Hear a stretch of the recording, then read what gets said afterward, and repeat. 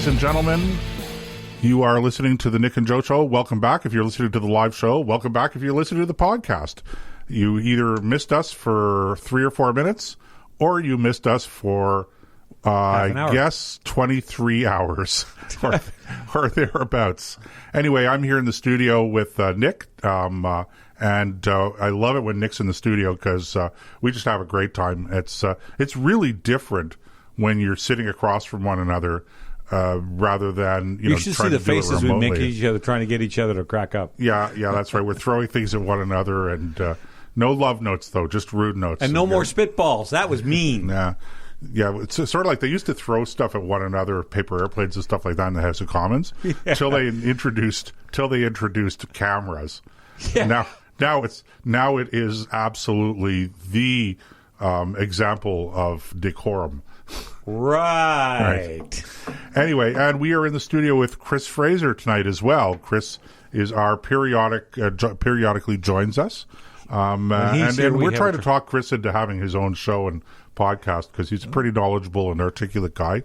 But so, don't be afraid to send us some comments telling us how much you would like Chris to have his own show. And speaking about comments, if you want to join the show live, comment on the show live, or join in the conversation, just click on the chat bubble in the live player, and you will be connected to a page saying log in or register. That's to make sure you are a real flesh and blood human being, not a, Nick, malevolent algorithm. Otherwise known as a Democrat. Okay. Or a left-wing loony. So last section, part 1, we were talking a little bit about Rush Limbaugh, who passed away today. And, of course, if you're listening to the podcast, it'll be a few days ago, obviously. But, rest in peace, Rush. But life goes on, and I think that would be Rush's comment as well. Time to move on to the next thing. And we have some serious issues that we want to talk about a little bit. So why don't we just jump into some of these? All right. Well, I'm going to let Chris jump in and set this up because I think it's only fair that we share the workload around here when there's 3 of us. Now, because the idea, the question we were debating is the acceptance of socialism within modern Western democracies. Right. Take it away, Chris. Yeah. Well, I certainly spend a lot of time listening to YouTube channels. People that we were just talking about, people like Ben Shapiro and Michael Knowles, and I'm a Bill O'Reilly fan too. And actually, O'Reilly's been talking a lot about socialism in the United States and the fact that socialism is really gaining popularity among young people in the United States, particularly the young elites in university, the Ivy League schools. And it's popular for a number of reasons. Because people don't really understand it. People think, socialism means that everybody gets to share in the wealth and everyone's going to be equal and no one's going to be left behind because we're going to make sure that everybody is taken care of. It sounds nice on the surface, but, it's if you look at really socialist countries, do you want to live in a socialist country? Are there any socialist countries out there? Venezuela is not the workers' utopia? I don't think so. But it's funny because people from socialist countries want to move to places like United States and Canada. How often do you hear of someone saying, yes, I'm dying to move to a socialist country? It doesn't happen very often. It's funny that you mention that because I think what you normally hear is rather than saying, well, okay, let's all go to Venezuela because it's such a great place, or let's go to Cuba, or let's go to Russia, or let's go to, far more socialistic France or places like that.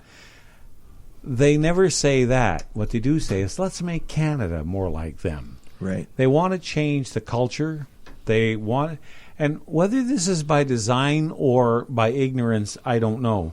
But they have no idea the disaster that would take place to the entire planet if countries like Canada, the United States, Great Britain, although Great Britain's gone a long way down this road already, the Western democracies were to adopt en masse a socialist style of government.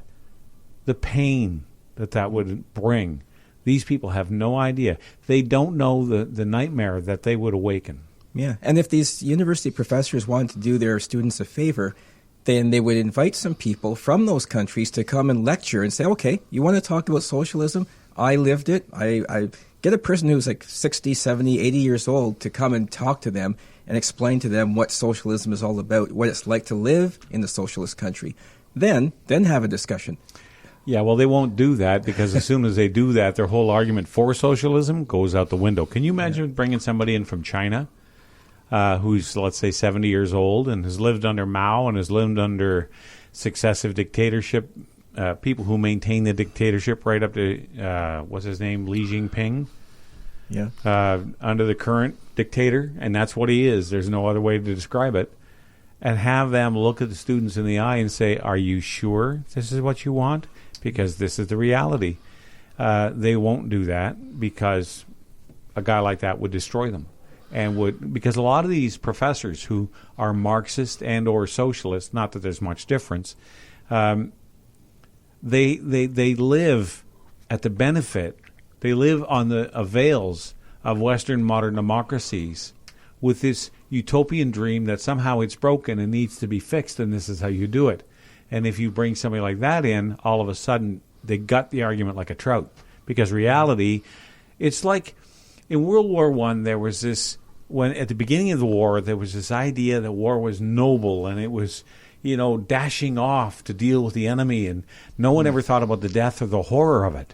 By 1918, that illusion was gone. So they have this ideal of what they want to present, and with a little bit of experience, that is completely gutted, and they don't want to go through that. I mean, we want to have a society, obviously, where everybody has an equal chance to succeed, where everybody has opportunities to move up. But you can't have a society, well, you can try to have a society where the outcomes are all equal, but that doesn't make any sense to me. It's like if you're the biggest and the brightest, if you're the Bill Gates of your neighborhood or your town, and you build a better software program, you deserve to make as much money as you can off that software if you built it and you work for it. I have a friend of mine who I saw on Facebook, she posted something a year or two ago saying that she doesn't like capitalism or capitalism is evil or whatever. And this is a person who actually makes money on the side cleaning people's homes. And some people, that's not her full-time job now, but she was doing it. But she was actually making good money. Like, she would go into someone's home and clean for an hour, and they would give her like 60, 70, sometimes $80. And going, well, that's capitalism. You're performing a service for that person, and they're giving you like what, $20, $25 an hour. It's like, isn't that capitalism?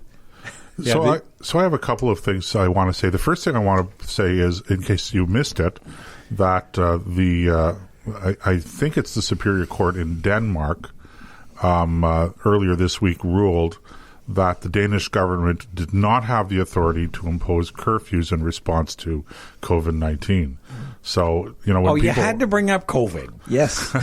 No, but it's an example of, again, people think that it's these somehow or other that places like Denmark and that are places that they have this picture of how everything goes. But in many respects, actually, even in Europe, they are not as left-wing as we are in Canada in certain respects. But I want to go back to just something that you said, Chris, and that is you were commenting about equality of opportunity, and as a genuine, like a real conservative, okay, I have to point out that it's a bad argument. It's a bad argument because there is really actually no such thing as equality of opportunity either.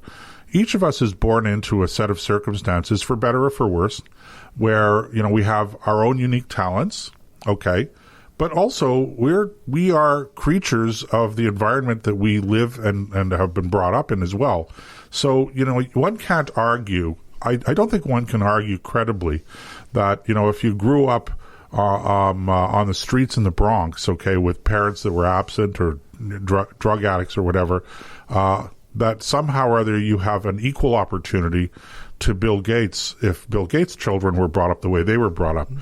I think it's a mistake for conservatives to argue about equality of opportunity versus equality of outcome. The reality is we're not equal. I mean, all you have to do is look around you. We're not equal.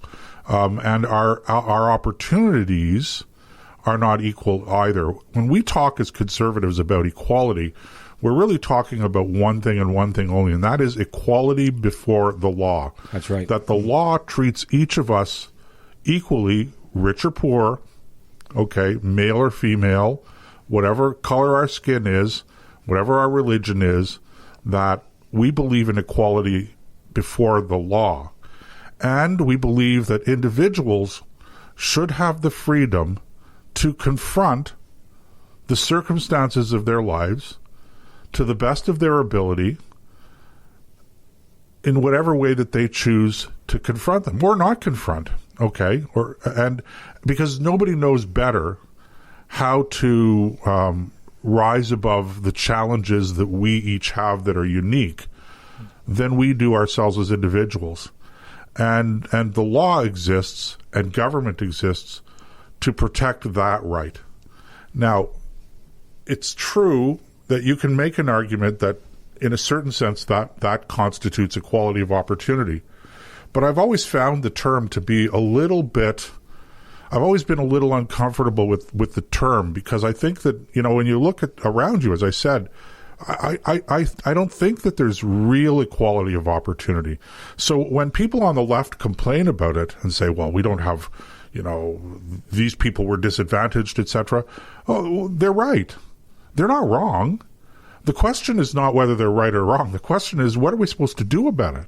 Yeah. And you cannot privilege one group over another group without committing an injustice to the group that you're not privileging.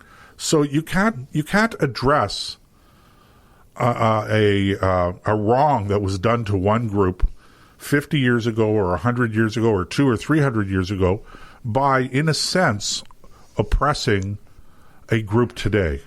And this is where it comes in, where I'm arguing about equality before the law.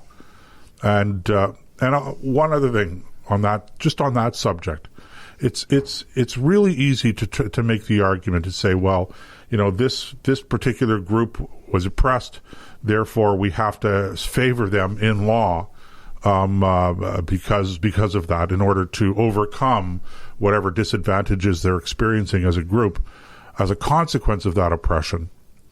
But the problem with that is that it's a very small step. Once you've established, in principle, in law, the principle that people can be treated differently in law because of the color of their skin,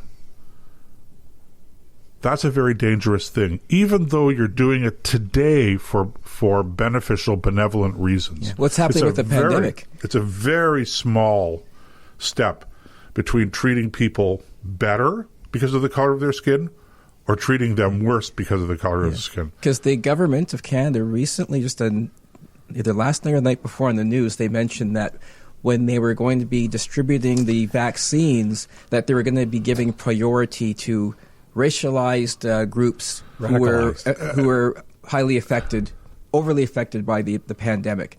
So that's a fancy way of saying, people of color in a certain city are going to get the vaccines first because they've been hit the hardest. And it's like, whoa, wait a second. Are you saying that some people are going to get the vaccines earlier because of their skin color? Like, whoa. And you can't overgeneralize. It's silly to think that you can create general categories like that.